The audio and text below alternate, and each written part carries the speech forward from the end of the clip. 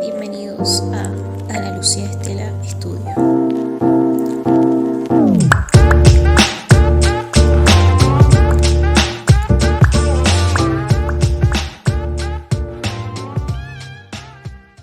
Título 2. Patria y potestad. Conceptos generales. El conjunto de poderes que el pater familias ejercía sobre las personas libres que constituían la comunidad familiar, especie de autoridad soberana del jefe, se denominaba en Roma patria potestad. Ya la palabra manus había expresado este poder sobre el conjunto de la familia, hasta que se la reservó para designar la potestad sobre la mujer casada, quedando los términos patria potestas para significar la autoridad del pater sobre sus descendientes y sobre los extraños que admitieran la domus por adopción, por abrogación o por legitimación. La patria potestad, institución propia del derecho natural, fue regulada en Roma por el ius civile, que le imprimió caracteres peculiares que la distinguieron de la de otros pueblos del mundo antiguo. Como instituto jurídico iure civile, de carácter viril, la patria potestad solo era accesible a los ciudadanos romanos de sexo masculino. Las personas sometidas a estas potestas debían tener asimismo la calidad de cives romani. Modos de adquisición de la patria potestad. El derecho romano reconoció diversos modos de adquisición de la patria potestad o lo que es igual de entrar a formar parte de la familia agnaticia del titular de las potestas. El nacimiento era la forma natural de crear la patria potestad y así quedaban en estado de sumisión respecto del pater sus hijos procreados, el ex iustis nuptis y los hijos legítimos de sus descendientes varones, que estuvieran bajo su poder familiar. También la legislación romana, ante los numerosos casos de matrimonios contraídos sin que alguno o ambos cónyuges tuviera lo suficiente aptitud legal, ius connubii admitió que el padre pudiera adquirir la potestad sobre los hijos nacidos de tales uniones, cuando probare la existencia del matrimonio y el nacimiento del hijo. Erroris probatio y causae probatio. Llegó a reconocerse igualmente quien pudiera adquirirse el poder paterno sobre hijos nacidos de concubinato por medio de una forma civil, la legitimación, que introdujeron los emperadores cristianos para favorecer las legítimas nupcias. Por fin, la patria potestad podía tener por fuente dos actos jurídicos por cuyo conducto el pater recibía en su familia personas extrañas a ella: la adopción, cuando el adoptado era alieni iuris, y la drogación si se trataba de la adopción del unciu iuris. Nacimiento. El modo normal de entrar a la familia y sobremeterse a la potestad del jefe de ella fue el nacimiento o por creación, ex iustus nuptis, por individuo varón, ya fuera pater o filius. Los descendientes por línea femenina no eran miembros de la familia romana proprio iure, ya que pertenecían a la familia de su respectivo padre. El hijo concebido ex iustis nuptis designábase con el nombre de iustus. Se consideraba tal al que hubiera nacido después de los 180 días de la celebración del matrimonio y antes de los 300 de su disolución. Se admitía, no obstante, que el marido reconociera al hijo nacido antes del plazo legal y que desconociera la paternidad del nacido después, invocando ausencia, enfermedad u otra causa debidamente justificada. En ningún caso la legislación romana tenía por iustus al hijo cuyo nacimiento fuera posterior a los 300 días de la disolución de las nupcias.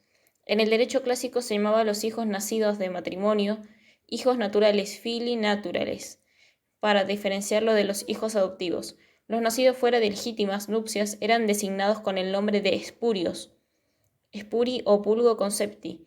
Con el derecho justinero se usan tres denominaciones para los hijos: legitimi, que se aplica a los iusti, es decir, a los nacidos de matrimonio; liberi naturalis, para los habidos de concubinato; y espuri, para los que nacían de uniones no estables. Estos dos últimos, sin padre legal, nacían sui iuris, no teniendo otros parientes que los cognados de su madre. El pater familias, que estaba asistido del derecho de integrar su familia en la forma que le plugiera, podía hacer ingresar a ella a sus hijos nacidos fuera del matrimonio, es decir, a los spuri o vulgo concepti. El derecho romano permitió, en caso de matrimonio no válido por falta de connubium, obtener la patria potestad sobre los hijos ya nacidos, transformando la unión en iustae nuptiae. Tal fue el caso del ciudadano romano que probaba haberse desposado por error con una latina o una peregrina, erroris probatio, y el del latino Juniano, que, habiéndose casado con una romana o una latina ante 7 testigos, tenía un hijo de 1 año de edad, clausae probatio. Probada la existencia del matrimonio y del hijo nacido, se hacían ciudadanos quienes no poseían tal calidad y por tanto la potestad era alcanzada por el padre sin efecto retroactivo. B. Legitimación. Los hijos habidos de concubinato, llamados liberi naturalis, seguían a la condición de la madre, en virtud del hecho cierto de la maternidad.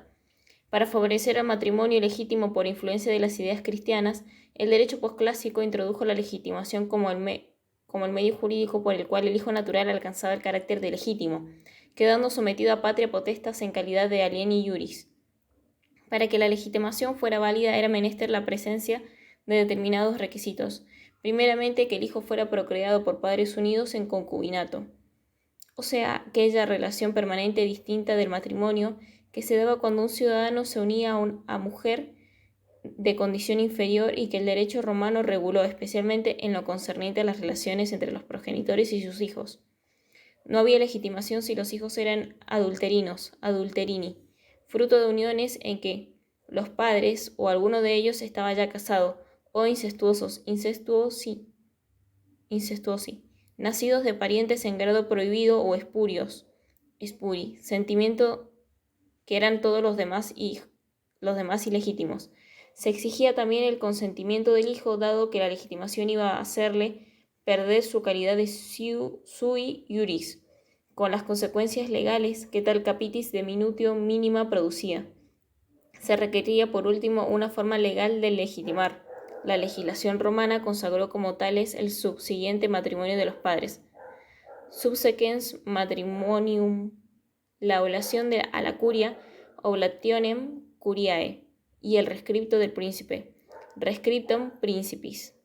La legitimación por subsiguiente matrimonio, como lo indica la expresión, tenía lugar cuando el padre se desposaba con la concubina, siempre que no hubiera impedimento legal, permanente o temporal, que hiciera imposible las nupcias. Esta forma fue creada por el emperador Constantino, como medio transitorio de legitimar a los hijos habidos de mujer ingenua. Más adelante Justiniano lo declara institución jurídica permanente aplicable no solo a los hijos ya nacidos, sino también a los concebidos. El efecto fundamental de la legitimación per subsequens matrimonium era equiparar totalmente al hijo legitimado con el nacido ex justis nuptis, y por consecuencia el hijo natural se sometía a la potestad paterna con plenos derechos de agnación respecto del pater y a los agnados de éste. Perdía su calidad de sui iuris y se convertía en alieni iuris, experimentando una mínima disminución de cabeza que en orden a su patrimonio tenía el efecto de operar una sucesión universal, inter vivos, ya que se transmitía íntegramente al jefe de familia. La legitimación por oblación a la curia nacida de los emperadores Teodosio II y Valentiniano III tenía lugar cuando el padre, que carecía de hijos legítimos, ofrecía a la curia de su villa natal su hijo natural o casaba a su hija con un decurión. Este acto, que se hacía con el sentido de repoblar las curias y a las que les incumbía la pesada carga de cobrar los tributos fiscales, no tenía el carácter de una legitimación, sino solo atribuía un derecho de sucesión intestada a la muerte del padre. Justiniano les asignó los efectos de la legitimación al conceder al padre la potestad sobre el hijo natural. Las consecuencias jurídicas de la legitimación per oblationem curiae fueron menos amplias que las de la forma anterior, puesto que el hijo solo adquiría la condición de legítimo respecto de su padre. El rescripto imperial fue la forma de legitimar el derecho justiniano. Este medio legal permitió convertir en legítimos a hijos habidos de uniones que no podían adquirir el rango de matrimonio por haber impedimentos legales entre los padres, teniendo aplicación siempre que el padre natural no tuviera hijos legítimos. Producía efectos plenos y de esta suerte el hijo entraba en la familia del pater, sometiéndose a su potestad con los beneficios que otorgaba la agnación. C. Adopción. El paterfamilias podía recibir en su familia a personas extrañas a ella. Esta recepción, que se realizaba mediante un acto jurídico, por cuya virtud un extraño ingresaba a una familia sometiéndose a la potestas de su jefe, llamábase en general adopción. El derecho romano distinguía la adopción propiamente dicha adoptio o datio in adoptionem que designaba la de una persona alieni iuris de la drogación adrogatio, que era la adopción de un sui iuris o paterfamilias, y que traía consigo necesariamente a la nueva familia, a sus filius y su patrimonio. Estudiaremos separadamente ambas especies de adopción usando esta denominación para eludir a la adopción propiamente dicha. La adoptio exigía en el derecho ante Justiniano la realización de un procedimiento no exento de compilaciones que fueron resultando de la interpretación pontifical de la norma de las 12 tablas, que establecía que el padre que vendía 3 veces al hijo perdía la patria potestad sobre él. Si pater filium ter venum duit filius a patre, liberesto.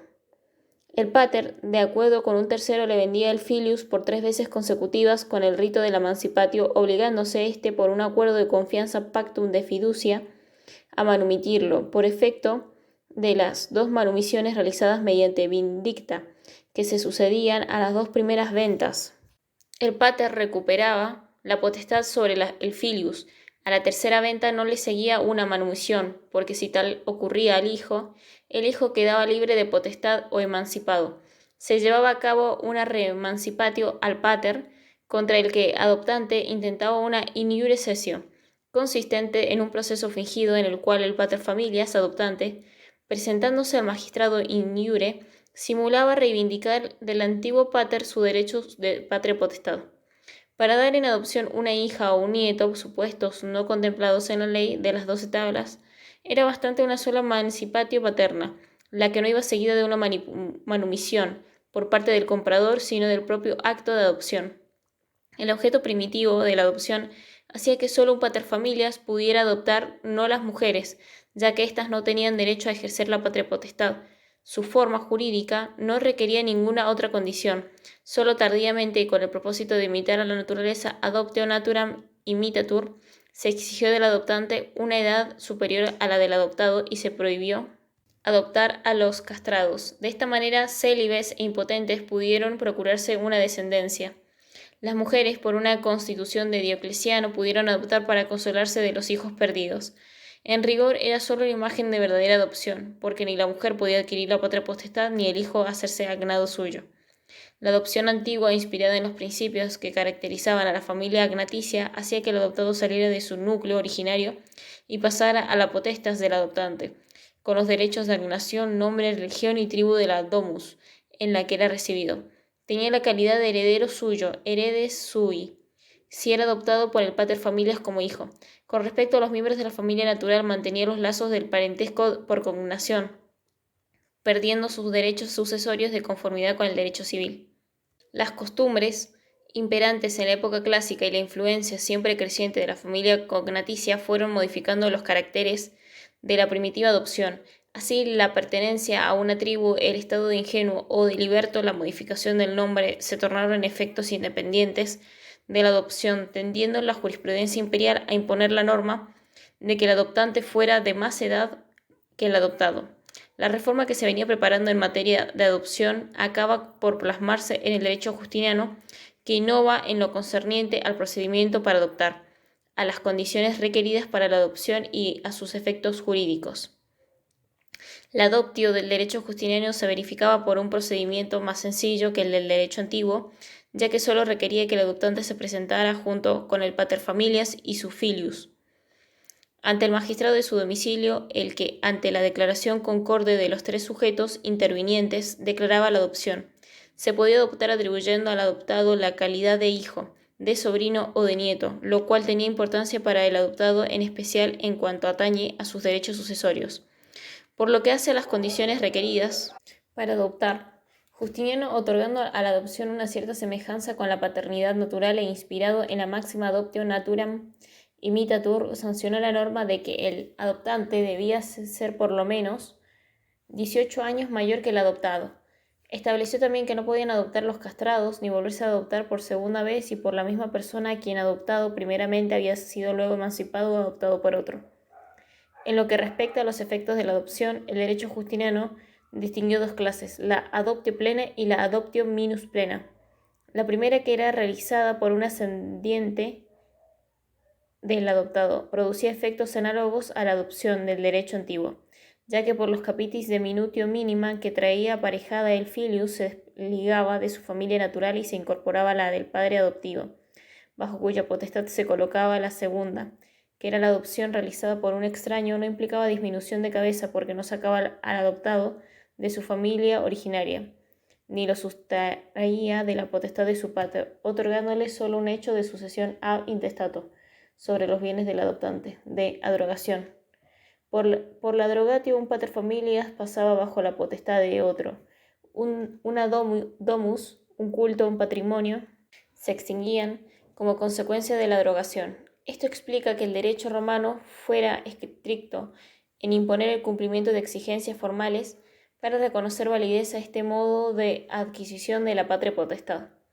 Era necesario que la drogación fuera aprobada por los pontífices, quienes realizaban una encuesta sobre la suerte de los cultos gentilicios y domésticos, la situación de la dignidad y la clase de las familias interesadas. Esto es la del adrogante y la del adrogado.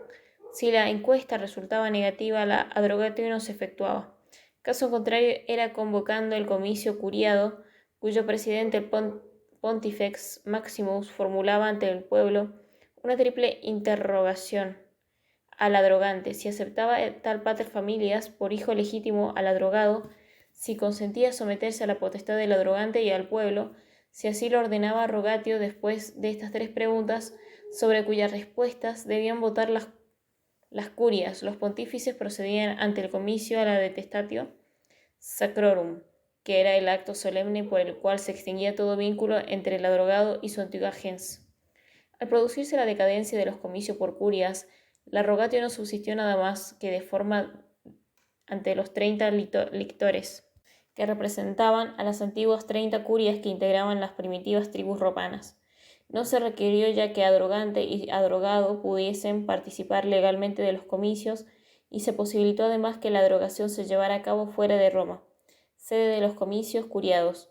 Más adelante Antonino el Piadoso autorizó la adrogación de los impúberes por decreto del magistrado, previo dictamen de los pontífices y de un consejo de familia, concediéndose también en el derecho posclásico la adrogación de las mujeres, que tampoco podían participar en los comicios. El efecto fundamental de la adrogación era colocar al pater adrogado en la posición del filius familias del adrogante, con las implicancias que tal capitis de minutio mínima acarreaba en el orden a las relaciones políticas, sociales, familiares, y en especial patrimoniales. En efecto, el patrimonio del adrogado se transmitía íntegramente al adrogante, operándose una verdadera sucesión universal y sin intervivos. Esta adquisición en bloque de los bienes del adrogado hacía necesario evitar los peligros que semejante transmisión podía acarrear para los terceros, para el adrogado y hasta el propio adrogante. La primera medida de protección a los terceros data de los comienzos del periodo imperial, cuando se prohíbe la adrogación hasta después del pago de las deudas del adrogado, salvo compromiso formal del adrogante. Además, el pretor, en caso de que el adrogante no respondiera a la acción por las deudas anteriores a la adrogación, permitió la venta en bloque de sus bienes. Monorum venditio, en la medida de las aportaciones del adrogado y de las adquisiciones posteriores realizadas por su intermedio. Antonino el Piadoso exigió, tratándose de la adrogación de los impúberes, que el adrogante prometiese bajo caución restituir el patrimonio del adrogado a sus herederos, si moría impúber. Llegado a la pubertad podía el adrogado rescindir la adrogación y recuperar sus bienes, que también la recuperaba si era emancipado por una justa causa antes de la pubertad. En caso de que su emancipación o desheredación se produjera sin causa justificada, el adrogado tenía derecho no solo a la restitución de su patrimonio y de todo lo que hubiera adquirido para el adrogante, sino también a heredar la cuarta parte de los bienes del adrogante. Cuarta Antonina o cuarta Divi Pu.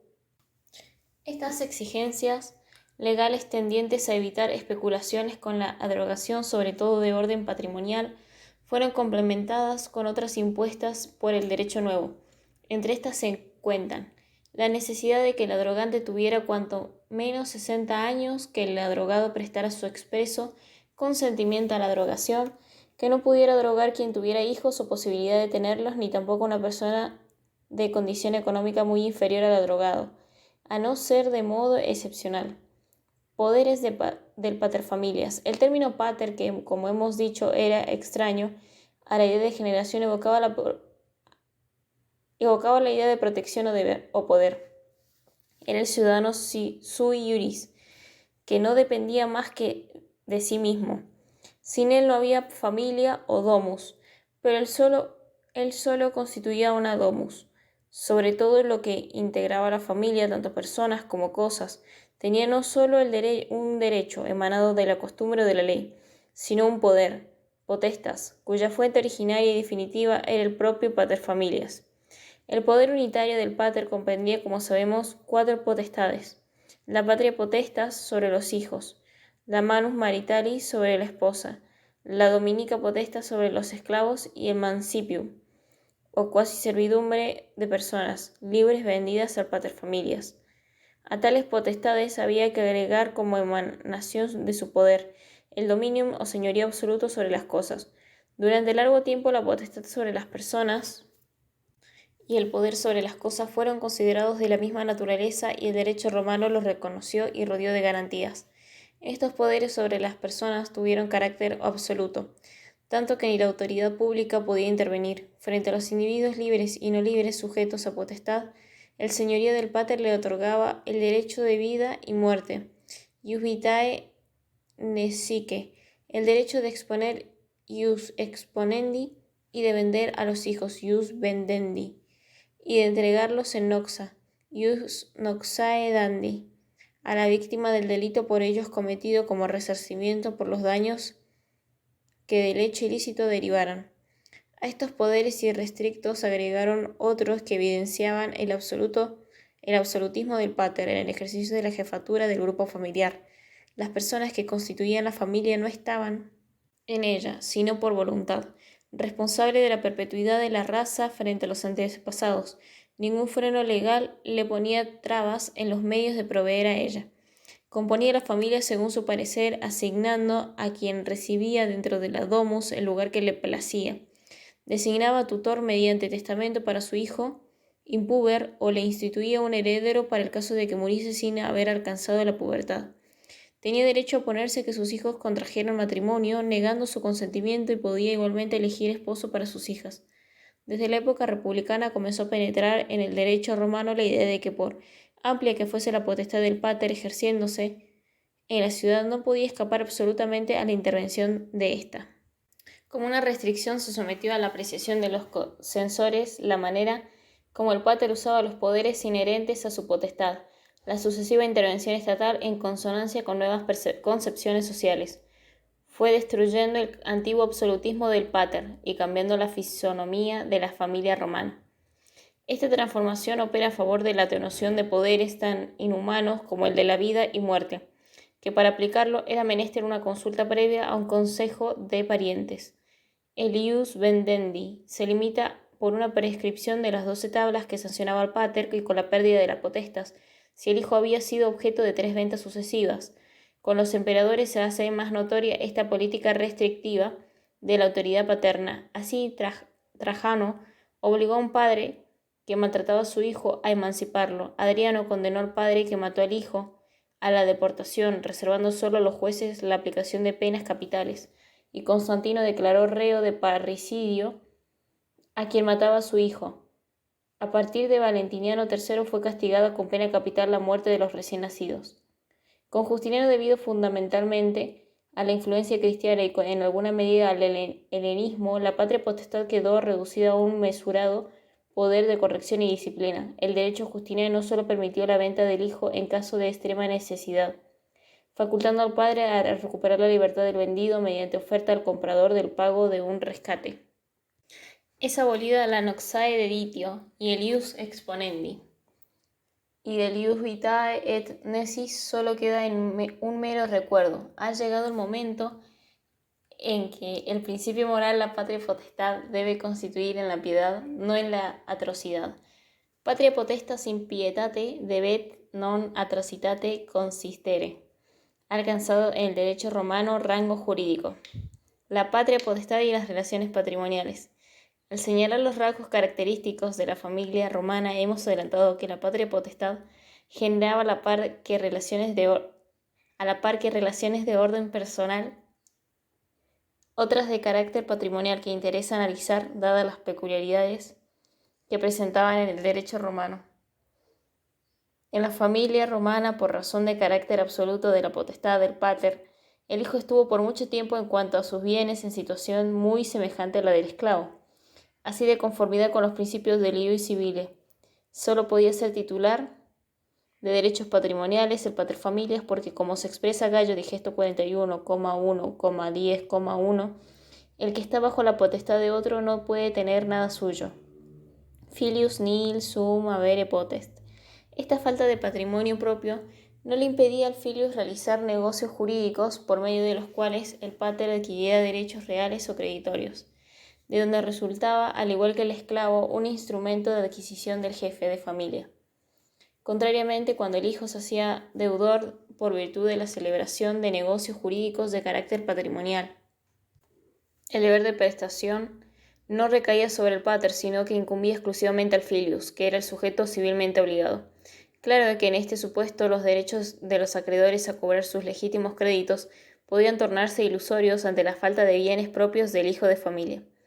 Estos principios jurídicos consagrados por el ius civile tuvieron necesariamente que modificarse a fin de no contrariar la equidad que exigía que, así como el jefe de familia se beneficiaba con las adquisiciones realizadas por las personas sometidas a su potestad, respondiese de las deudas por estas contraídas. A tal efecto se amplió el campo de aplicación de las acciones adiectitiae qualitatis, permitiendo que los acreedores las ejercieran contra el pater cuando se tratara de obligaciones nacidas de contratos celebrados por los filii familias, en los mismos casos y en iguales condiciones que las deudas generadas por actos lícitos efectuados por los esclavos. El régimen de los bienes en la patria potestad también experimenta una profunda transformación cuando el derecho romano va progresivamente reconociendo al hijo de la familia la titularidad de derechos patrimoniales. A tal situación se llega al afirmarse en Roma la idea de que el filius podía ser titular de ciertos bienes que constituían el peculium, y sobre los cuales sus poderes variaron según las épocas y las especies distintas de peculio que fue admitiendo la legislación romana. 4 clases de peculio conoció el derecho romano: el profecticio, el castrense, el cuasi castrense y el adventicio. A. Peculio profecticio. El primero de los peculios que admitió la legislación romana fue el llamado profecticio, peculium profecticium, que se concedía también a los esclavos. Estaba integrado por una pequeña suma de dinero o de otros bienes que el pater entregaba al filius en goce y administración, sin que tuviera poder de disposición. Propietario de las cosas que lo integraban era siempre el pater, por lo cual la concesión era esencialmente revocable. Ademptio peculi. A la muerte del filius, los bienes que constituían el peculio retornaban automáticamente al pater. B. Peculio castrense. En época del emperador Augusto se creó el denominado peculio castrense, peculium castrense, que se formaba con todo lo que el hijo adquiría por su condición de militar, incastris, comprendiendo no solo sus emolumentos o sueldos, sino también el botín de guerra, las herencias y legados provenientes de sus compañeros de armas y las donaciones realizadas con ocasión de su partida a campaña. Sobre tales bienes, el hijo soldado tuvo, además del disfrute, un verdadero derecho de propiedad, tanto que podía disponer de ellos, primero por testamento y más adelante también por negocios intervivos. Sin embargo, las cosas que lo constituían no perdieron el carácter de peculio, ya que si el filius no había dispuesto de ellos, a su muerte se transmitían al padre no como objeto de herencia, iuri hereditatis, sino en concepto de peculio, cual si éste le hubiesen pertenecido en propiedad, iure peculi. C. Peculio quasi castrense. Con el emperador Constantino aparece el llamado peculio quasi castrense, peculium quasi castrense, que no se diferenciaba del anterior en cuanto a su régimen jurídico, sino respecto de los bienes que lo integraban. En efecto, estuvo constituido en un primer momento por los sueldos y retribuciones que el hijo percibía por sus funciones en el Palacio Imperial y más adelante por todo lo que proviniera de cualquier cargo público. del ejercicio de profesiones liberales, de la carrera eclesiástica y de donaciones realizadas por el emperador o su esposa, de peculio adventicio. Fue también creación de Constantino el peculio adventicio peculium adventitium. Con su régimen se acentuó la incipiente capacidad del filius familias romano en cuanto concierne a su estado patrimonial. Por disposición de su creador se reservó exclusivamente al hijo de la propiedad de los bienes heredados de la madre bona materna, que no pasaban como todas las adquisiciones de los fili a integrar el patrimonio del pater, al que solo se le reconocía el usufructo y la administración. Posteriormente, esta norma se extendió a todos los bienes que el hijo recibiera de los ascendentes maternos, bona materni generis, por actios a título gratuito, como legado o donación, comprendiéndose en ellos los lucros esponsalicios o nupciales. A este conjunto de bienes se le dio el nombre de peculio adventicio, por oposición al peculio profecticio que provenía del padre. Con Justiniano se amplía al máximo la capacidad patrimonial del filius. En efecto, se declaran de propiedad de éste con solo facultad de administración y usufructo a favor del pater. Todos los bienes que adquiriese de cualquier modo y procedencia, con excepción de los obtenidos con medios suministrados por el padre, ex re patris o en razón de gratitud a este ex contemplatione patris. Se dispone todavía en el derecho justiniano que en algunos casos ni siquiera se reconozca al pater el usufructo de los bienes adventicios, como si se lo otorgara al hijo en legado o donación con la condición de que el padre quedara excluido del goce o cuando adquiriera una herencia contra la voluntad del pater o hubiera imposibilidad de éste para adquirir.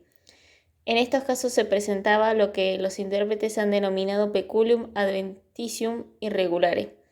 Al cerrarse el ciclo de la evolución de la capacidad patrimonial del filius familias, éste dispone de bienes en plena propiedad, disfrute y administración, razón por la cual las bona adventicia no constituían un peculio en sentido antiguo, sino un verdadero patrimonio que inclusive a la muerte del hijo no se devolvía al pater iuri peculi, sino que eran objeto de sucesión testamentaria o ab intestato del hijo de la familia. Extinción de la patria potestad. Por principio, la patria potestad romana tenía carácter perpetuo y por ello la mayoría del hijo no le ponía fin. Pero hubo acontecimientos fortuitos que hacían imposible su ejercicio, tal la muerte del pater, causa natural de extinción, la capitis diminutio máxima que lo convertía en esclavo y la media, que le hacía perder la ciudadanía porque la patria potestad solo era ejercitable por ciudadanos romanos. Claro está que cuando el pater caía en esclavitud era de aplicación el ius post climinium, que le restablecía como si jamás hubiera cesado. A estas causas de extinción de la potestad paterna se agregan otras de antiguo origen, como la elevación del hijo varón a sacerdote de Júpiter y la mujer a virgen vestal, y en el derecho justiniano el desempeño de funciones públicas de importancia, como si el hijo era designado miembro del Consejo Imperial, cónsul, prefecto del pretorio, etc. También la potestad del pater se extinguía si aceptaba hacer ingresar al hijo a otra familia por adopción y a las hijas por la conventio in manu. Emancipación.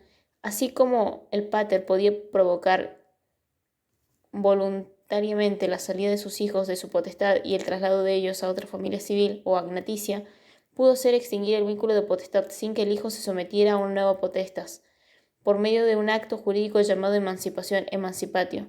La emancipación entrañaba un acto de liberación de la patria potestas realizado por la voluntad del pater. En la época antigua y clásica tenía lugar conforme al procedimiento nacido por interpretación pontifical de la norma de las 12 tablas que sancionaba al padre que realizaba 3 ventas sucesivas del hijo con la pérdida de la patria potestad y que, como vimos, se utilizó para hacer efectiva la adopción. Por este procedimiento, si el pater quería eximir de la potestas el hijo varón, lo vendía ficticiamente 3 veces, con los ritos de la emancipatio a persona de su confianza, coemptionator. Con el compromiso de manumitirlo, la tercera manumisión llevaba consigo la ruptura de la potestad, pero el tercero adquiría como consecuencias el derecho de patronato, de tutela y de sucesión sobre el filius. Para evitar tales efectos, el coemptionator se obligaba por el pactum de fiducia a reemanciparlo al pater para que fuera éste quien lo manumitiera. Ello le daba al padre los derechos de patronato, tutela y sucesión como el hijo emancipado. Para las hijas y los nietos fue suficiente una sola venta.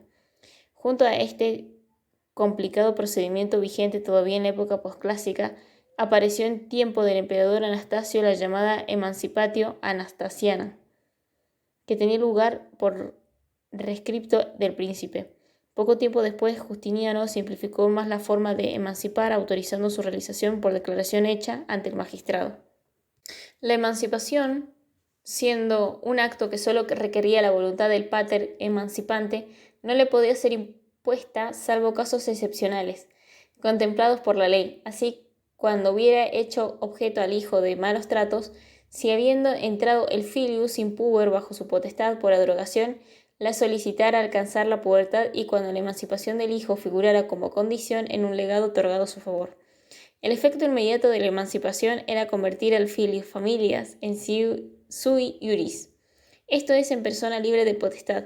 Le producía, pues, una capitis de minutio mínima, que en el supuesto tenía por consecuencia hacer perder al hijo sus antiguos lazos de agnación con su anterior familia para convertirlo en jefe de una nueva, en torno a cuya potestad se iba a constituir una otra familia por agnación.